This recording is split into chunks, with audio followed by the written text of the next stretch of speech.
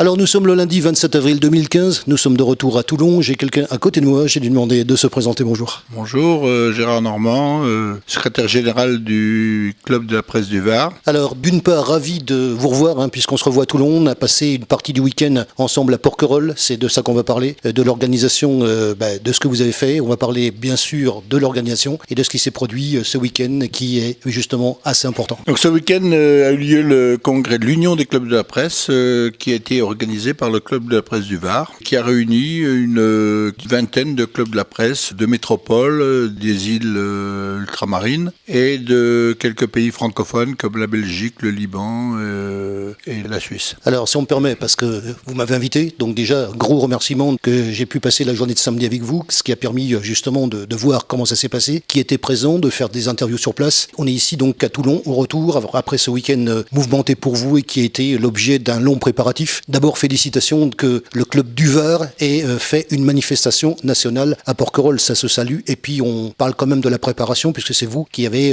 organisé cette préparation. C'est une préparation qui a duré en gros 6 mois, mais avec une accélération dans les 3-4 derniers mois. C'est quand même un peu de travail pour réunir tout le monde, pour s'occuper de l'hébergement, des déplacements, de la nourriture, etc. L'avantage de Porquerolles, c'est qu'on a une unité de lieu où on a tout sur place, y compris les travaux qui ont eu lieu au cadran solaire. Le thème du congrès, c'était la liberté de la presse, Dessine-moi la liberté, qui a réuni des gens comme Patrick Pelloux, qui a été très proche des gens du journal Charlie Hebdo qui ont été assassinés. Il y avait Boris Cyrulnik, il y avait des journalistes comme le rédacteur en chef de Var Matin, le secrétaire général du syndicat national des journalistes, Dominique Dabin, ancien rédacteur de Var Matin et président du club de la presse du Var. Il y avait un colonel de l'armée qui s'est occupé de la sécurité après les attentats et qui nous a expliqué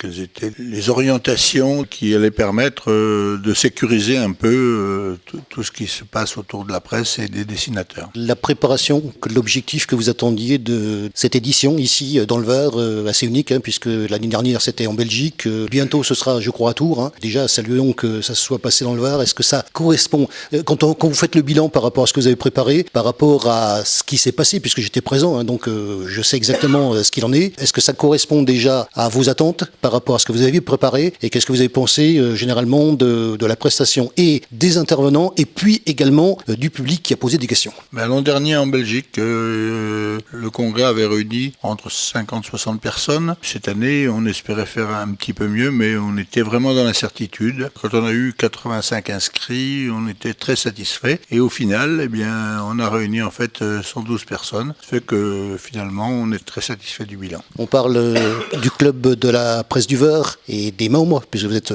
secrétaire, d'après ce que j'ai compris. Alors le président, dites-moi un petit peu les noms des autres personnes de ce club. Alors on avait fait un comité d'organisation, évidemment présidé par le président de notre club qui est Dominique Dabin, son vice-président Yves Mérins, notre trésorier qui est Patrick Issartier et moi-même secrétaire général du club. On a formé une bonne équipe, on s'est bien entendu, on s'est fait confiance mutuellement et finalement on est assez satisfait. En fait, ce sont les congressistes qui décident si le congrès réussit ou pas et la plupart des congressistes sont venus nous remercier de la réussite de l'opération. Je peux témoigner également que vous recevez déjà des remerciements aussi par Internet, donc ça c'est déjà très bien. La question que j'ai à poser, ça concerne également les autres clubs de la presse qui sont justement en relation avec vous. Quelle relation vous avez avec les autres clubs? Chaleureuse, j'imagine. Bon, alors on est en relation avec tous les clubs. Évidemment, les relations c'est un peu élastique. Des fois on a des bonnes relations, des fois on est sur la même longueur d'onde et quelquefois non. Le congrès c'est l'occasion justement à ce que tout le monde se rencontre physiquement. Ça peut arranger quelquefois, ça peut permettre de mettre en place des relations positives pour la suite, pour l'avenir, parce que il y a des choses à construire et des choses à régler. La profession aujourd'hui est très chahutée. D'ailleurs, le premier atelier de ce congrès, c'était la problématique des pigistes et leur précarité. On a traité un peu de tout ce qui se faisait maintenant pour essayer de résoudre cette problématique, en particulier les coopératives de pigistes qui se mettent en place maintenant, qui leur garantissent un travail plus régulier, un meilleur salaire, et puis également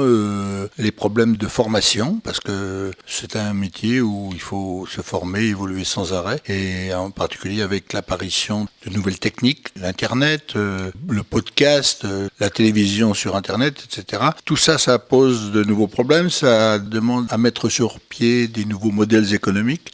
Tout ça a été débattu au cours de ce congrès. On a d'autres ateliers qui se sont déroulés, en particulier un atelier sur le data journalisme, qui consiste à croiser des fichiers informatiques venus de l'INSEE, venus d'un tas de réseaux qui servent aux journalistes à faire des enquêtes par rapport à certains dossiers, par rapport à certains événements. Et puis également, on avait un atelier sur les nouveaux médias, les nouvelles radios, des journaux comme le Ravi, des journaux qui publient des dessins qui sont beaucoup moins connus que Charlie Hebdo, mais il en existe en province pas mal. On a parlé de tout ça également. Et puis on a eu aussi le samedi matin un atelier très intéressant sur la vie des clubs, c'est-à-dire qu'est-ce qui se passe dans les clubs, comment les gens sur place répondent à tous ces problèmes, mettent sur pied des ateliers pour aider les journalistes à faire mieux leur métier, soit par des ateliers juridiques, soit par des ateliers numériques, soit par des rencontres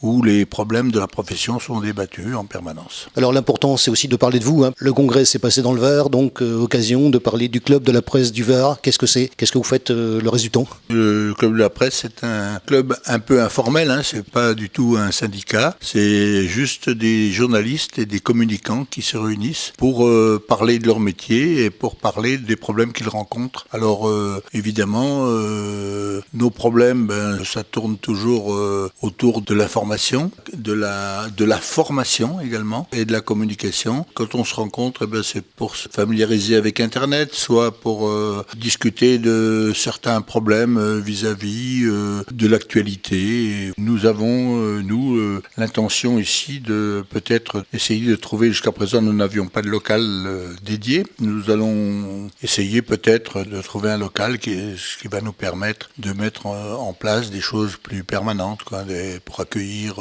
des jeunes journalistes ou des jeunes étudiants en journalisme, les aider à mettre le pied à l'étrier.